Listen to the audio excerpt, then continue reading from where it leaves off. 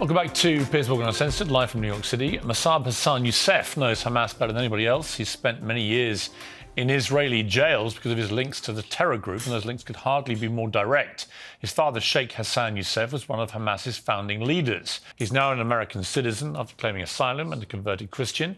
You were the eldest son of a man who was one of the co-founders of Hamas, and indeed for your early formative years, you worked alongside your father, so you got a great insight into Hamas. Hamas has one goal in mind, which is annihilating the state of Israel. It's not a secret that Hamas wants to destroy the state of Israel. They cannot accept Israel or accept Israel's right to exist. Since I was a child, I asked my father many questions about Hamas delusions, about their brutality, about their abuse of power.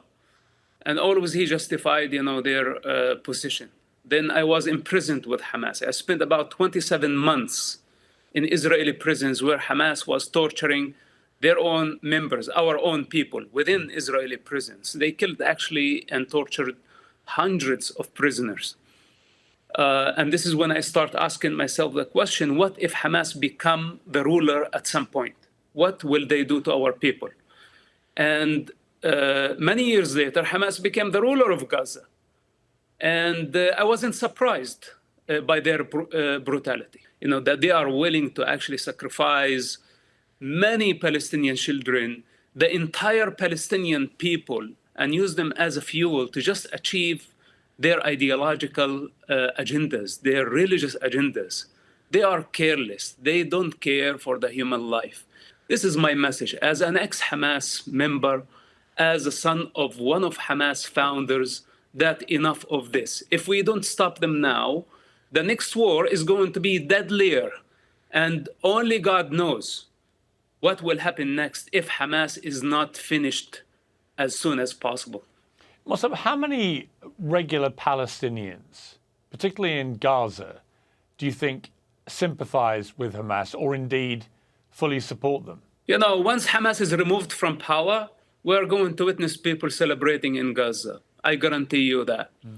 The people of Gaza are oppressed for so long, and they had to endure siege, they had to endure violence, many wars, for the sake of Hamas' lust for power and for Hamas' political ambition.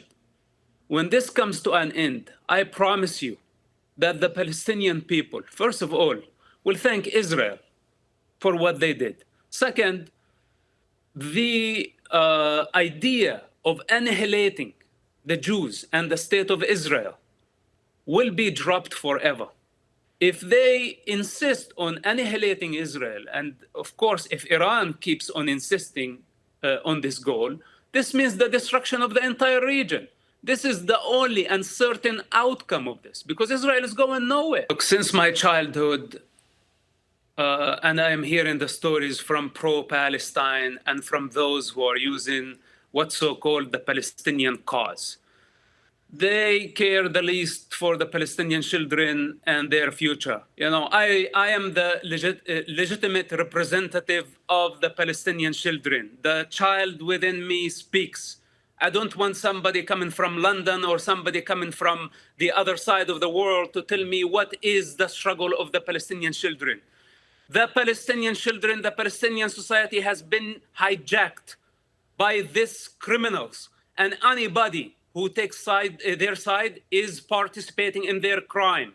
For the civilian casualties, etc., first of all, Hamas is using, and it's very clearly, it's a fact that Hamas used civilians as human shields. It's a fact. Then it's a fact that Israel called and warned civilians to evacuate buildings before they strike them. But in the meantime, Hamas put roadblocks to stop civilians from evacuating to safe zones. Israel is a democracy. Israel is accountable. Israel is not thirsty for the Palestinian blood. In the meantime, Israel is capable of wiping out Arab capitals in seconds. Why Israel does not attempt to abuse its power? But why, when the Arabs have just a little bit of power, couple of missiles they misuse power by launching them at civilians and kill them in their living rooms.